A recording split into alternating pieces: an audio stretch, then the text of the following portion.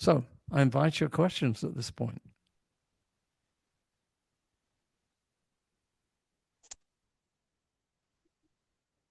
Let me get out, stop sharing. Okay. Well, thank you very much, Professor Barnes, for that elaborate lecture on metabolomics, starting from the history, starting from when you started at the age of 20, I guess, and all through the years, how metabolomics developed, even when it was not known as metabolomics, up till this moment, through the years, under the tutelage of great researchers of those years. One of the developers or inventors of gas chromatography, as well as other Nobel Prize winners. I guess with this lecture, I don't think anybody could have done it better. Thank you very much. I think we should give Professor Barnes a round of applause. We can do that virtually as much as we can.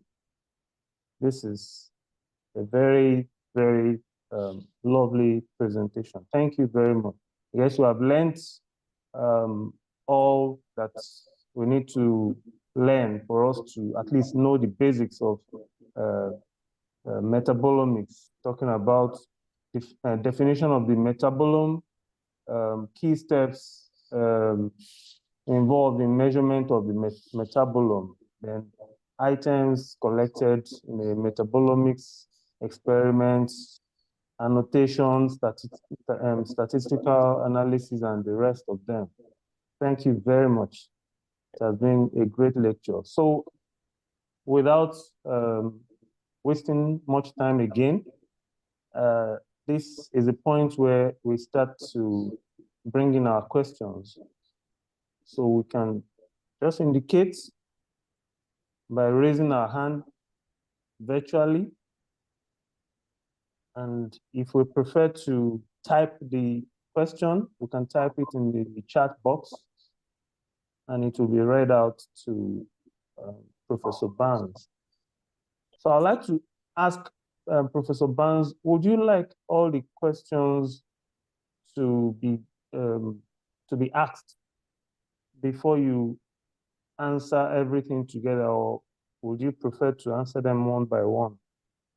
Well, obviously, I need to direct the answer to the particular question. I'm looking through the chat to see if anybody has asked questions, and I've gone through and I've got down to somebody has asked, what are the two challenges in untargeted or targeted metabolomics?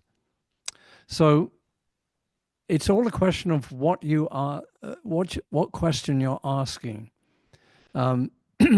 If you already have information about a particular pathway, you can then focus on that pathway, and thereby the advantage you gain is sensitivity, because you don't. It's like your attention. If you're looking at 3 or 4 different things at one time, you're not really focusing on any one properly.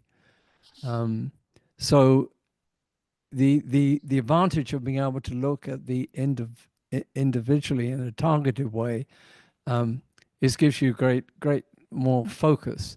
It has also the advantage if you're doing, and I think I mentioned this, if you're doing a study in patients, the LCMS, when it's collecting data, will collect everything.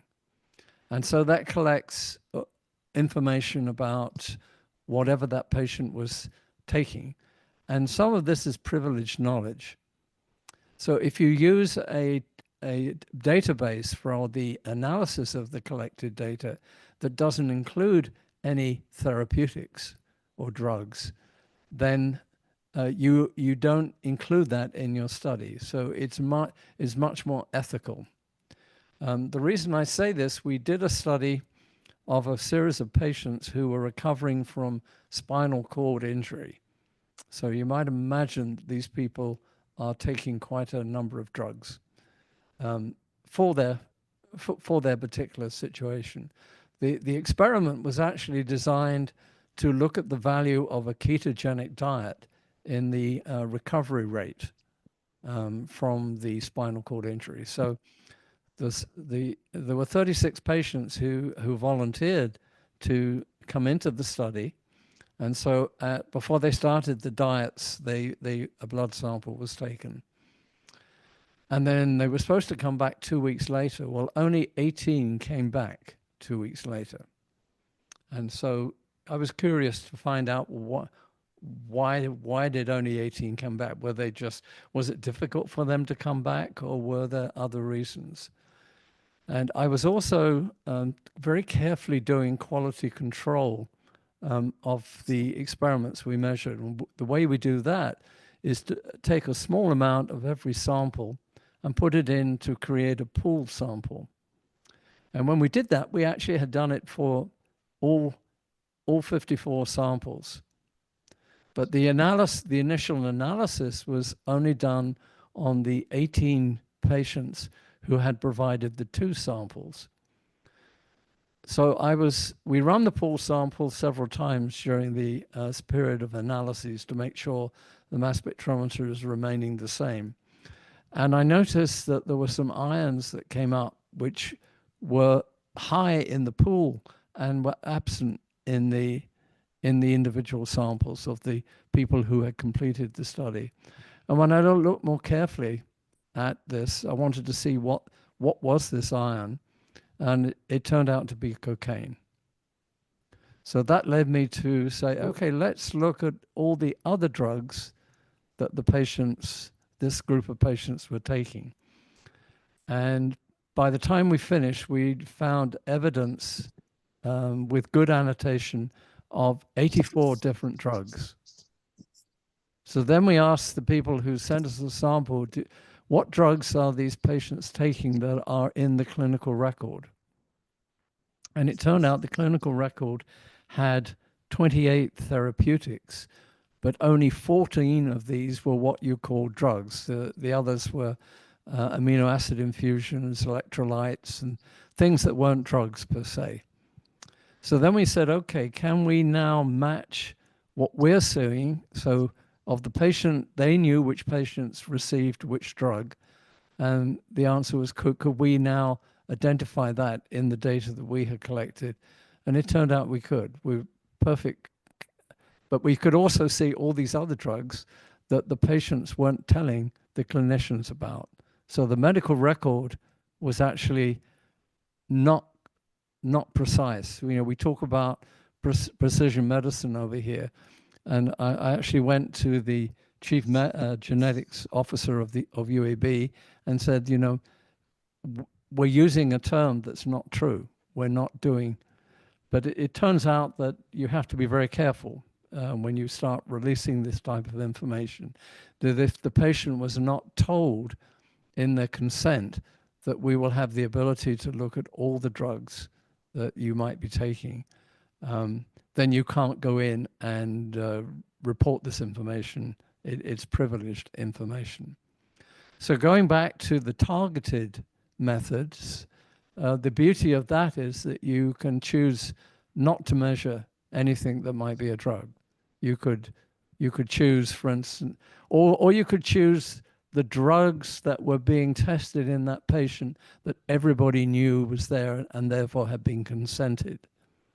So I'm working with a group, partly at UAB and partly at the university in Leicester in England, and they're dealing with the issue of adherence to the use of prescribed antihypertensives. And it turns out that people are not very good at maintaining their medication. And so there we will measure drugs, but we will measure particular drugs and therefore not look at anything else. So so targeted can apply to the true metabolome, and it can apply to any part of the metabolome, either part that's coming from the life, as it were, the metabolism that keeps the organism going, or it could be the compounds that are being applied, such as a therapeutic. It's a long answer to a short question.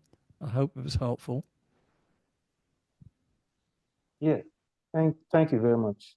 Thank you very much, sir. So somebody is asking, what are the important criteria needed to be considered during statistical analysis? Yeah.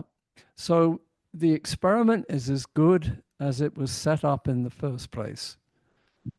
For instance, if you were doing a clinical study, I think we all know, for anyone who's done clinical chemistry, that the best value that you can use is a fasting value. So if you, in a patient, you would perhaps, to get the most consistent result and therefore able to compare one group of patients by another group of patients, is that you could take the sample at the same time during the day. And that also applies to work with animals. When I first came to UAB, I was doing some work looking at a chemopreventive agent for a model of breast cancer in rats. And the way we ran the experiment back then, we weren't really thinking very hard, although we thought we were very clever at the time, was we collected the material from the rats at the end of the experiment on that day and would do one group at a time. And they did it for a logical reason. This way you would not confuse which rat you had. So we would do all the controls one day and all the treated animals the next day. But that's actually very bad, because now you've got a different day effect on the data. And so you really need to, if you can't collect all the samples in an instant, you need to randomize how you collect the samples. So very important issues in terms of getting the best data out of your experiment is effective randomization. So you should go and talk to a statistician before you actually do the experiment in order to optimize the way that you collect the data. So that's one part. That's before the experiment starts. We also use that same procedure for our workup. So we randomize the order in which we process the data process the sample to get it ready to put it in the mass spectrometer. And we also randomize the order in which we put the samples into the mass spec, so that we don't segregate all the samples from one part of the experiment in one time in the day and have another part of the experiment in the other time in the day, in case that there's some effects. And the other thing would be making sure one person does all the sample processing, because it turns out everyone has a slightly different outcome depending on how we did the processing, and that's nothing to do with the biology. So randomization, very, very important. Having got the data, now we're reliant on the programs to assemble the data, to align everything so it's put together. So we get a data output. Now we have to go through looking at the data to see the data which is a contaminant. Sometimes the contaminants are labeled and they're quite well known. And so if you see something that's clearly a contaminant in your sample, and if you look at the data, you'll see that it gives the same peak area or very close to the same peak area, you can simply delete that from the Excel file.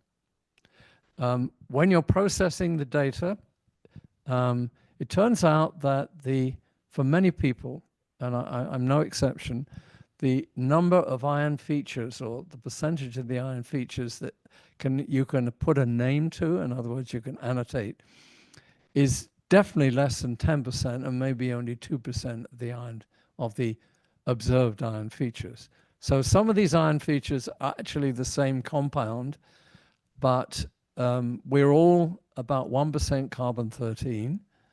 So the individual carbon-containing compounds actually have, for one compound, will have 2 ions that we see in the mass spec, at least 2 ions. We'll see the all-carbon-12 peak, which is usually the largest, and then a side peak 1 Dalton away, which is due to carbon-13. And the size of that peak would depend on the number of carbon atoms in that metabolite. And of course, it becomes a separate ion feature because it has a different mass relative to the all-carbon-12 peak. So it's a form of duplication in the data. We also see dimers and trimers of compounds if they're present in a large amount. So not all of these unannotated ion features are really unknown. They're just simply not annotated because we default to the carbon-12, all carbon-12 form.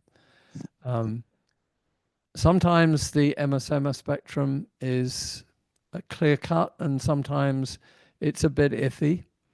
And so some of the output, the version 5 of MSDIAL, it will list the annotations according to certain criteria, and then it will also add possibles. And then beyond that, there'll be totally unknowns. So you can take all the data, including all the unknowns, and put that into an Excel file. You're limited on MetabHole to I think 5,000 features. So it's always worth reducing the number that you put in for analysis. So we typically use initially the annotated ones, and then possibly we'll add the possibles. This will reduce the number of individual items from maybe 20,000 down to 200 or 300. So, and then we look to see if something is statistically really interesting, but it wasn't properly annotated, then we can do separate experiments to follow up to see if we can resolve the issue of, is it really this compound the program thinks it is, or is it something else? Okay. Thank you. Thank you very much, sir. Okay. So, yes, sir. Thank you very much for that. Yeah. There are some hands raised up. So before we come back to the chats, to the questions in the chat, I'll call on Dr. Solomon. And then Moses, I hope you're on standby. So Dr. Solomon, please go ahead. Yes. Thank you very much. My name is Solomon from Addis Ababa University, Ethiopia.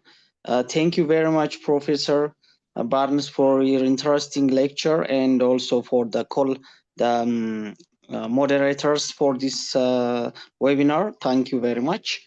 My questions are, first, you emphasize more on targeted metabolomics, but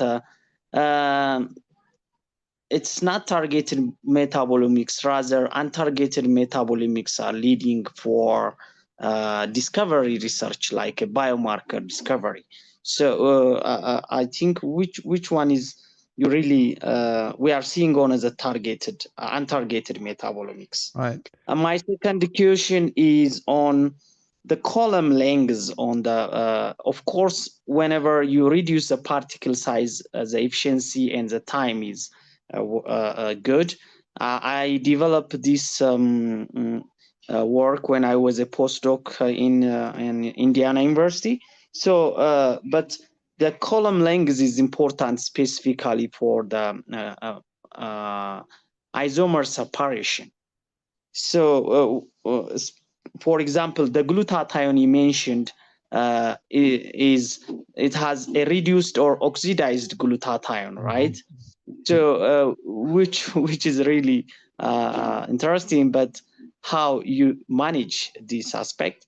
And my third question is, I am, a young researcher, have been trying to do a networking with my Japanese and Indian, European, American researchers, scientists who have been helping me. So I'm working on a multi-omics research approach as a network. So my challenge is funding. You didn't mention, Professor. What did you advise me? Because I'm really enthusiastic to work on the multi-omics. One is the metabolomics. So could you please share any grant opportunities for young researchers like me? Thank you very much. Well, that's always a good question. How do you find the resources for your own for your own developments? And because a lot depends on where you are doing your research, and whether or not that is available to you. You know, if you are somebody in Japan who's not Japanese, then perhaps the way forward is to work with somebody who is from that country. It would be the same in the US.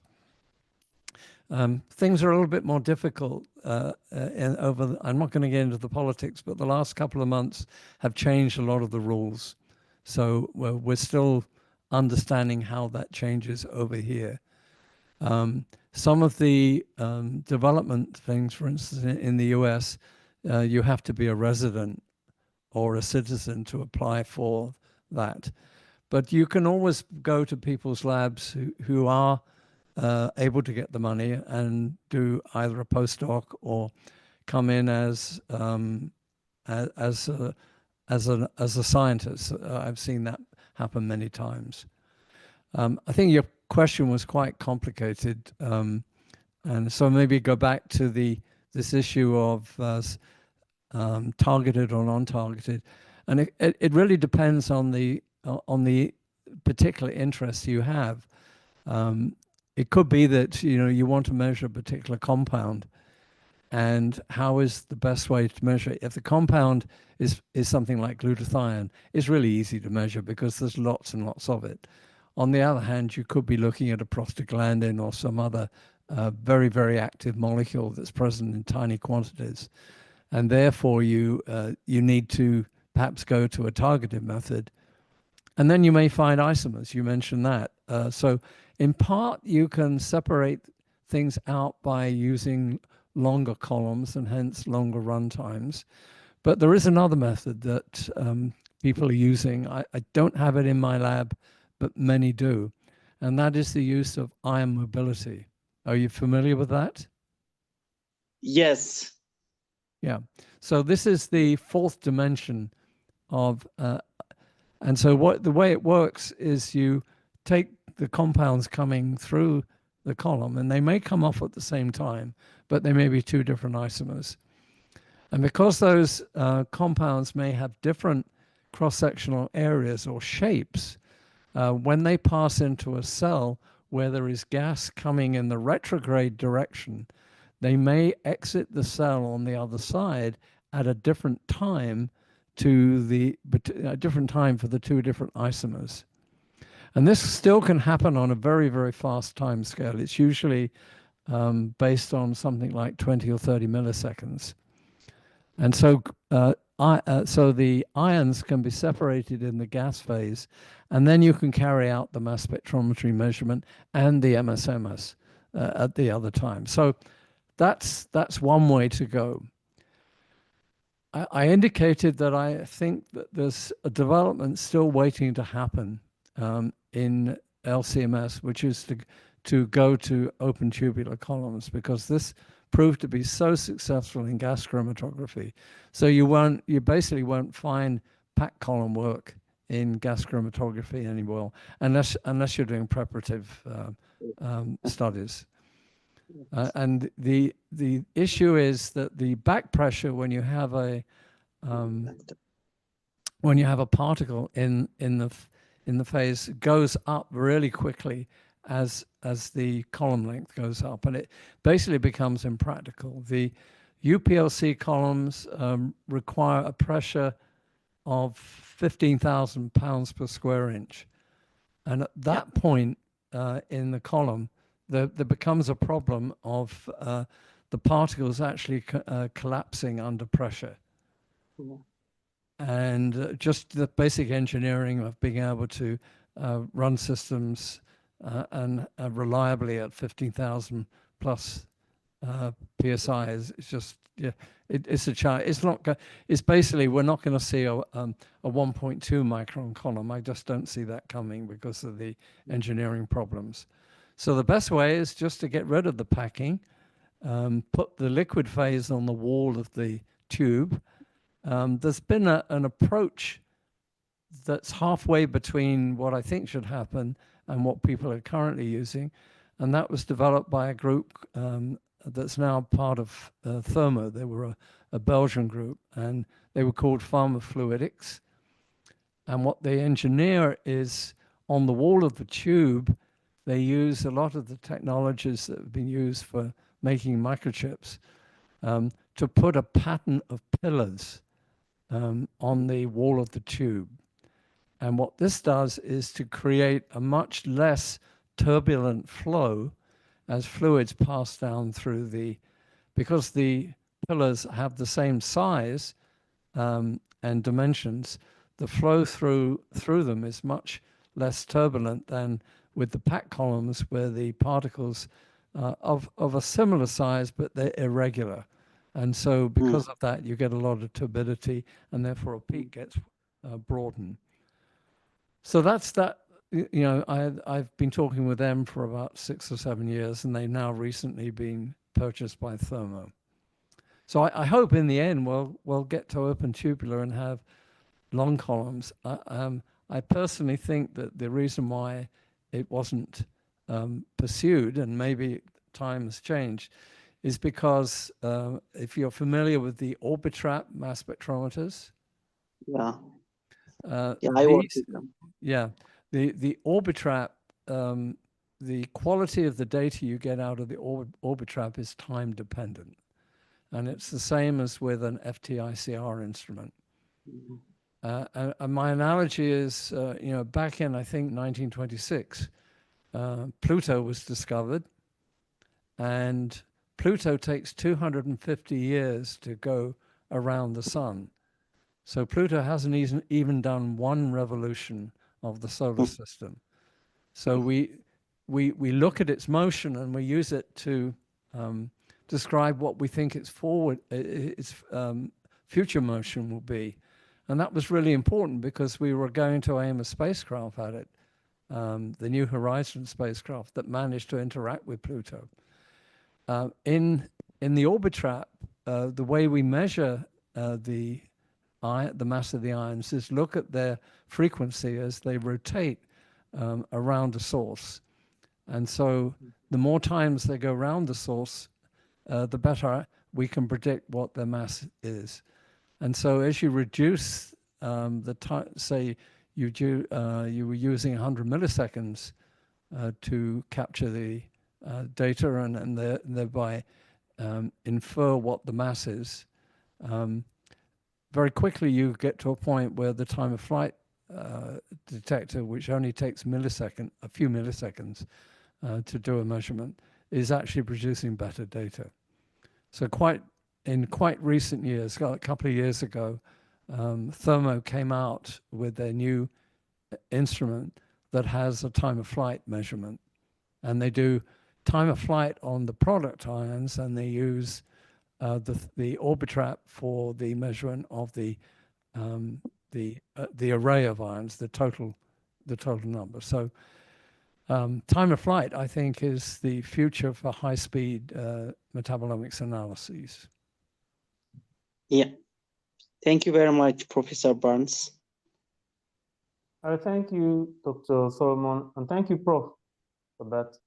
Moses, quickly, well, okay, maybe before Moses, I think I should confirm from the moderator, Dr. Olakunle, how much time we still have, just to be sure that we're not...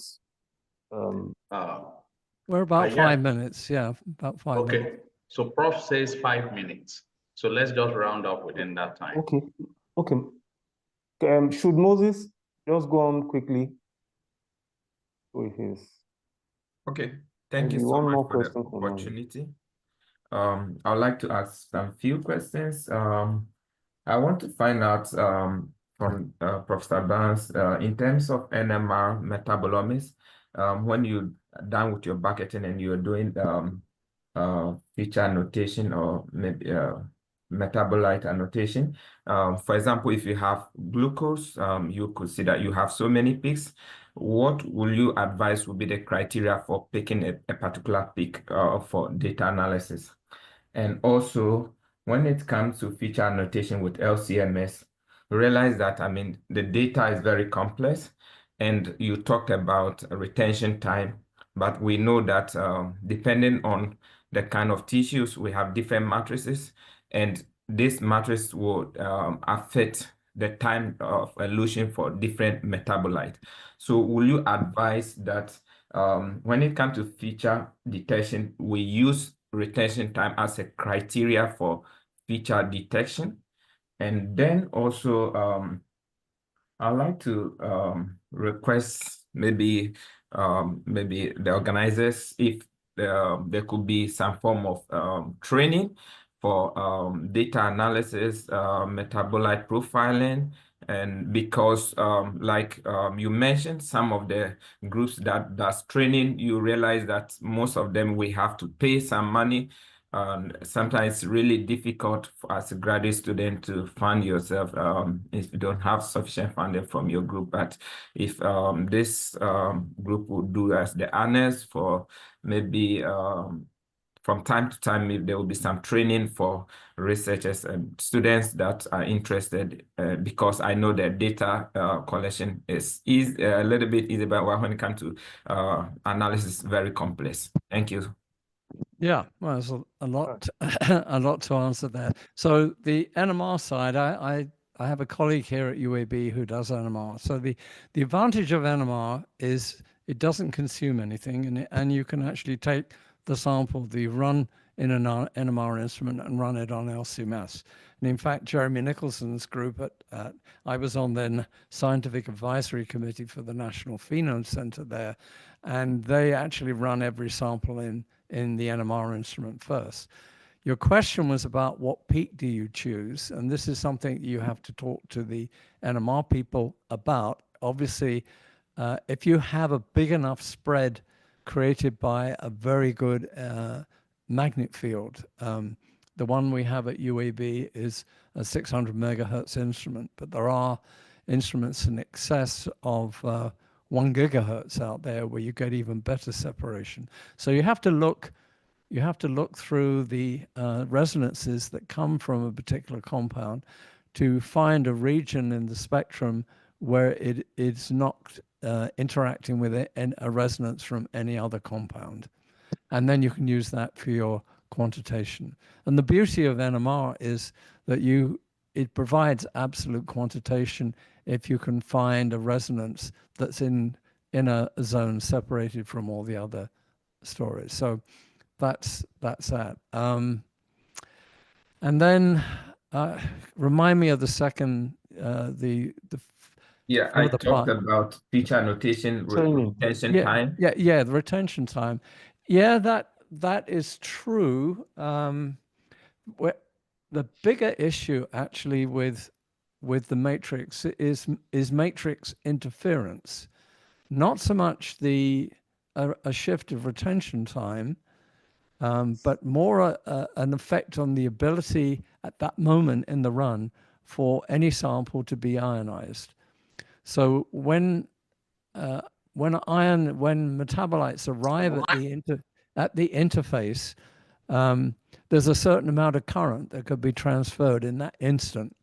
So if something else is coming out that's, let's say, 100 times more intense at that moment, it will tend to suppress the intensity of the other ion that you want to see.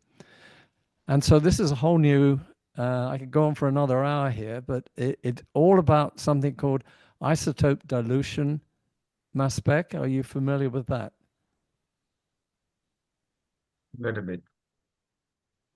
Isotope dilution mass spec. So what you do there is to include in your sample a stable isotope modified form of that compound. So it's best to get a carbon-13, and it's best to have at least 3 carbon atoms labeled. If you do that, the compound will come out at the same retention time as the naturally occurring compound. And so if you know exactly what you put in of the labeled compound, then you can determine by ratio how much of the unknown is present. And it becomes independent of interference from other compounds, because both for a given compound, both the carbon-13 labeled material and the naturally occurring material will be affected the same way. So now the question is, can you get the carbon-13 labeled material? And the next question after that is, can you afford it? So when this was done for the first time, you probably were talking, a person I heard give a talk from Duke University, and I think he spent $250,000 on these isotopically labeled internal standards. But a colleague of mine, very good friend, Chris Beecher, who was at 2 of the regional comprehensive metabolomics centers that the NIH created. He used to work for Metabolon, if you've heard of them as a company. They do metabolomics. And what he did was to say, okay, if I'm studying a particular cell type or a group of cell type, I will grow those cells up in the presence of 95% labeled glucose, carbon-13 labeled glucose, and keep doing it so that all the metabolites in the cells are now labeled with carbon-13. And what you get when you look at the mass spectrum is, if you were looking at the natural compounds, they have an all-carbon 12 peak with 1 Dalton away, the 1 carbon-13, and 2 carbons away, the 2 carbon-13, or 2 Daltons away. The materials labeled with the 95% will have an all carbon-13 peak next to a carbon-13 N-1, where N is the number of carbon atoms. And so when you look at it, you actually have a U in the mass spectrum. And the computer can easily recognize that. And so he has made material. He grew yeast up on carbon-13 glucose through 30 generations. And so about 600 metabolites are labeled. And you can add that to your sample. And so now you get the information on 600 intermediates. Many, many of them are similar to what we see in humans. And because of that, now you can quantitate and identify and correct for retention time changes, for interference in the electrospray process, and also for losses during the workup. So he has a company called IROA, I-R-O-A. I have no shares in the company, so I'm not doing this other than I know it works. And one of the NIH institutes, the National Center for Advancement in Translational Sciences, or NCATS, has been performing a study taking a series of compounds that were sent to 8 different institutions. And each institution was using a different method for recovering for the samples, a different method for LC method was different. The mass spectrometers they were using were different. The collision conditions for MSMS were different. And the idea was to see if they could all come up with the same result. And I can't tell you absolutely what has happened, but I've heard that it's a very good outcome. And I hope it will be published in the near future so that we can all see this. So, and the bottom line is cost. It costs about $1 a sample to use this reagent. That's our challenge. All right, thank you very much, Prof. Thank you very much. It has been a very interesting and insightful question and answer session. I would like to hand over to the moderator for his comments and probably closing remarks. Dr. Yeah. Olakunle. Thank you. Thank you very much, Olasheni. And so Moses asked a question, with regards to training. And that is something that MetabHole is very passionate about. And I've received a lot of requests from many African students, whether in Africa or even in the US or outside of Africa generally, where they need training for metabolomics. I've had to dedicate some time and sacrifice some time to train some of them, but it's not efficient, so there's a need for a sort of organization and all that. We are still thinking through it. So it's possible that we're going to raise funds to be able to get people registered with APANA's course, that's the MANAS course, or other courses like that, even the one that Professor Stephen Barnes also runs. So I probably will still engage Professor Barnes after this webinar to fine-tune that, and I will reach out to APANA as well and, seek, strategies that she can think is the best, instead of us reinventing the wheel, So, but let me round up by, appreciating Professor Stephen Barnes once more for agreeing to present this webinar. I have personally also gained, in spite of my own experience with metabolomics, I've gained extensively. And I will still review even the presentation further to see what I would even learn more. And for everyone who participated at this webinar, I say a very big thank you to you, to the moderators, to Professor in Metabology, to Mommy, Ellen Kim. I really appreciate everyone for coming. This webinar will be available on our YouTube page after this webinar. And I will reach out to you with the link so you can have access to it and you can share with people that may benefit from it. And subsequently, we're still going to have another webinar, of course, with a different theme, and then we'll let you know about that. Professor Stephen Barnes, I do not take this for granted, and I believe that you have impacted, like I said earlier, several generations that are even not yet born. I appreciate, and I'm sure that we will keep in touch and keep engaging towards increasing visibility and accessibility to metabolomics on the African continent. Thank you very much, Prof. Much appreciated. Well, you're very welcome. And I didn't get to say, but Dr. Tawari, my colleague at UAB, is working with Dr. Owolabi, who's at the University of Ibadan. And we've been doing metabolomics analyses on plasma samples that he sent us. So we're always open to finding ways to do this. If you can form teams across continents, then it's possible to get work done. I think the Dr. Tawari and Dr. Owolabi's grant was funded by NIH, so to pay for this. Okay. Thank you very much. We'll reach out to you exactly because we're also thinking around Metabolomics Africa. I reached out to the Metabolomics Society and they encouraged us to create networks and such associations. So we're thinking about that. So we have this Metabolomics Association of North America. So why not Metabolomics Africa, which will also engage different countries. So we'll reach out with the next steps, Prof. Wonderful. Thank you. Thank you.